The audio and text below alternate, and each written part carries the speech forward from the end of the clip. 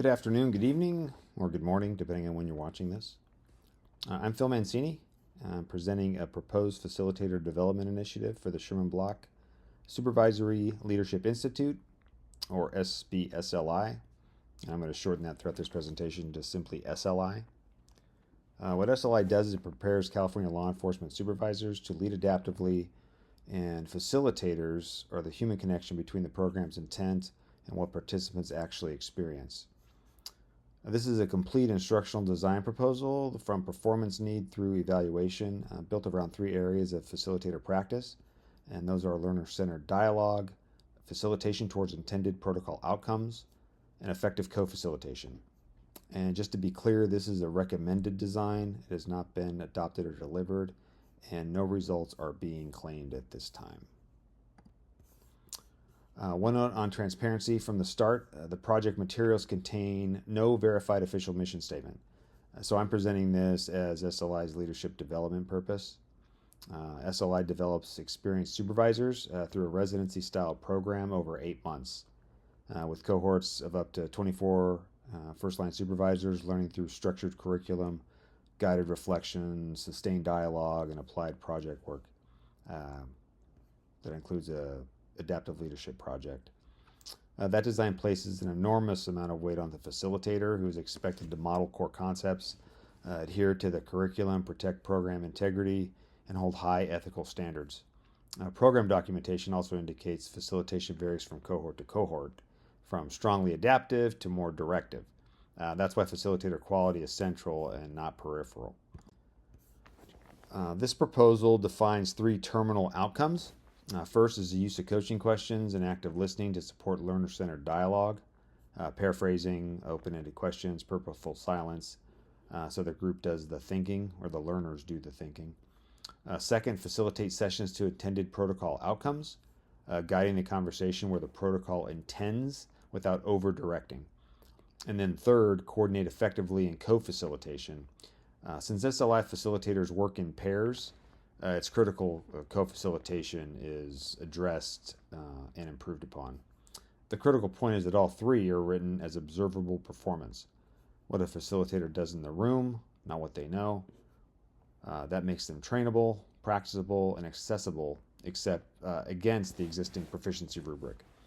Everything that follows traces back, or everything that follows in this presentation traces back to these 3 outcomes. This is the performance gap drawn from program rubrics, documentation, and trainer perspectives.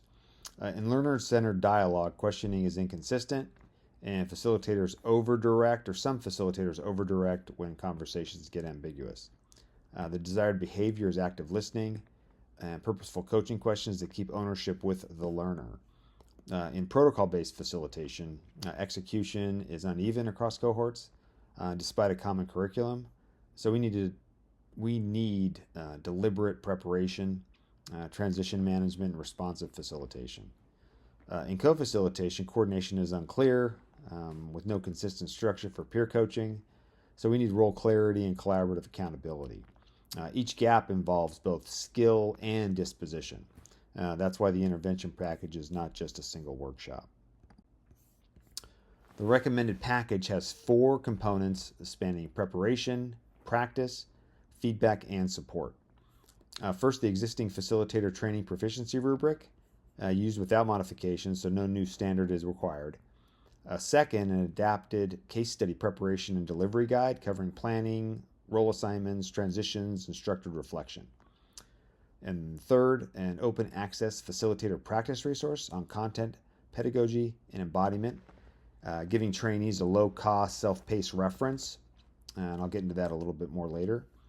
And then fourth, an original Canvas branching scenario called the disengaged participant, used to rehearse coaching dialogue safely. The rubric sets the standard, the guide structures preparation, the resource builds understanding, and then the scenario builds decision making, all selected with attention to access and, most importantly, cost. Delivery is blended. Each method carries a different part of the learning.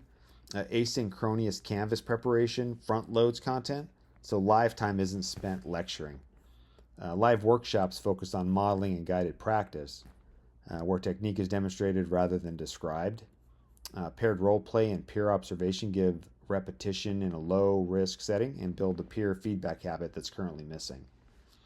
Supervised case study practice with trainer feedback demonstrates performance under realistic conditions.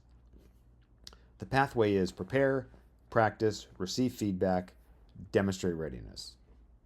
This matters for transfer. Facilitators are busy supervisors. In most cases, they're still working full-time jobs, with facilitation being a part-time job. So flexible work goes online, and scarce in-person time is reserved for practice and feedback. Learning doesn't begin or end with the workshop, so instruction is bracketed by required activity. Beforehand, trainees access the Canvas resources and the proficiency rubric so they know the standard, complete the branching scenario and a written reflection, review the case study protocols, and complete the planning guide, arriving with a plan rather than an intention. Afterward, they complete a self-reflection, identify one specific improvement target, receive trainer feedback, and then revise the guide. Where criteria aren't met, they complete additional rehearsal before supervised practice and a readiness review.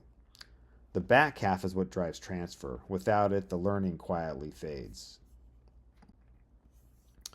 The design only succeeds if the right people hear the right message at the right time. Leadership needs the rationale, milestones, resource needs, and eventual results, briefed first because approval gates everything else. Trainers need facilitator expectations, scoring procedures, and an implementation checklist delivered at orientation because scoring consistently depends on them. Prospective facilitators need outcomes, Canvas access, performance standards, and readiness expectations given at trainee orientation and then reinforced in Canvas. Cohort partners and peer observers need co-facilitation roles and observation criteria before paired practice. Communication moves outward from leadership through trainers to trainees and peers, each group grading what it needs to act. These 8 milestones create a visible implementation path, repeating with each workshop cycle rather than running on a fixed calendar. Milestones 1 and 2 come before each cycle. Confirm leadership approval and trainer roles, then prepare the Canvas site and instructional resources. Milestones 3 and 4 fall in the weeks before the workshop. Orient trainees to the outcomes and rubric, and complete the asynchronous preparation and branching scenario. Milestone 5 is the workshop itself, with role play and full feedback cycle. And then milestones 6 through 8 follow. Supervised case study practice, readiness assessment with remediation, and review of implementation data to guide the next cycle. Success is measured 3 ways. Facilitator performance is measured through observed practice. That includes active listening, coaching questions, purposeful silence, protocol alignment, and effective co-facilitation. That's behavioral evidence, not self-reporting. Readiness is measured through formal trainer scoring on the existing proficiency rubric, as previously mentioned, during the supervised case study delivery, keeping those decisions anchored to SLI's own standard.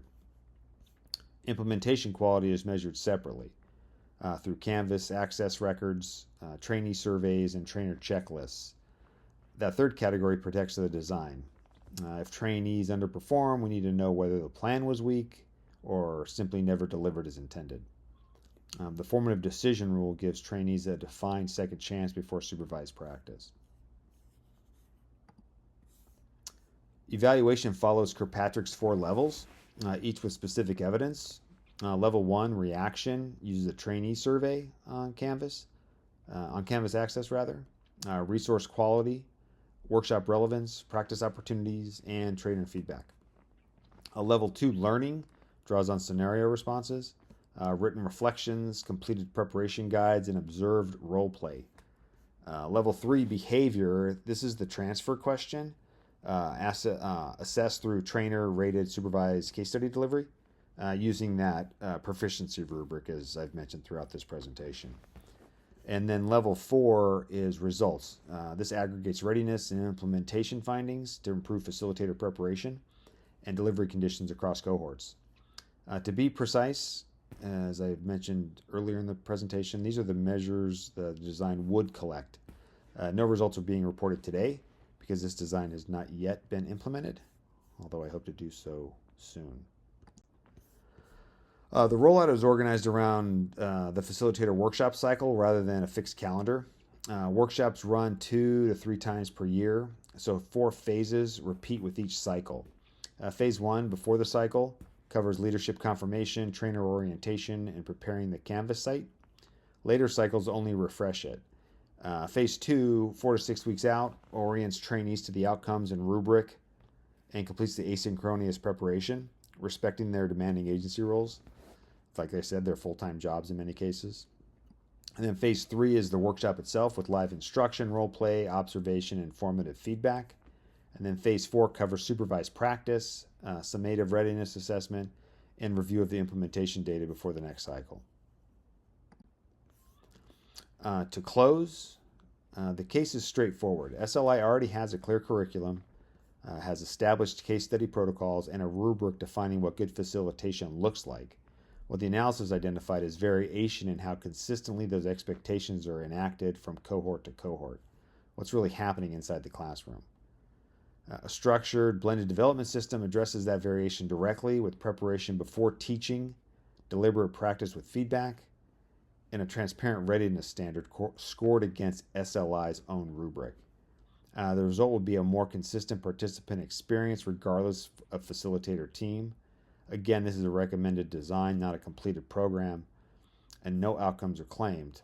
But I do welcome your questions at this time. Thank you very much.